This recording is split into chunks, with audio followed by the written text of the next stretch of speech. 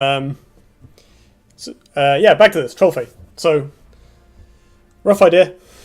Concealing Shroud, Alcuin Lawmaster, Snowpiercer. We ignore removal, annoy Varth, prevent him from racing us down with face damage to face damage, and race him down with face damage to face damage, backed up by Warbird. The rest of the deck is basically like Interference, topped off by the Seraphim combo, Flawless Reflection, and a few other cards to go well with it. I'm only running 2 Gravity Wells because we can use Lawmaster to recur them. They are vulnerable to Plasma Storm, if not Homeostatic Rebuke. But mostly I just wanted to save the slots. I think Luminous Charge is going to be the main way we get Seraphim value. Or there's a decent number of units in this deck, so we can maybe get some interstitial random value off. We have Aspect of Shimzar to go with Thunderhorn for AoE and blowouts.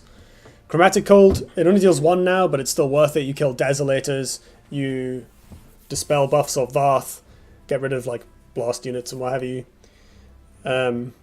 Concealing Shroud is what we're building around. Crystal Wisp, I think this card is A, good because it ramps you, and B, good because it annoys natural selection and body blocks quite well in the early game, which is occasionally relevant. Frigid Corona helps us run away from Varth and cycles to get to where we need. It's also quite good with Lawmaster. Gravity Well gets in the way, annoys people, absorbs AoE, prevents Varth from hitting us in the face with his low number of units and his high number of face attacks. Hearth Sister is mostly good with Thunderhorn, good with Warbird, lets us get big things into position. Lawmaster recurs, well, basically everything in the deck, but primarily Concealing Shroud to frustrate opponents for multiple turns on end. Snowpiercer goes well with Shroud and not much else, but is also decent as like a mid-game removal. If you need to put this on and kill a Thunderhorn, so be it.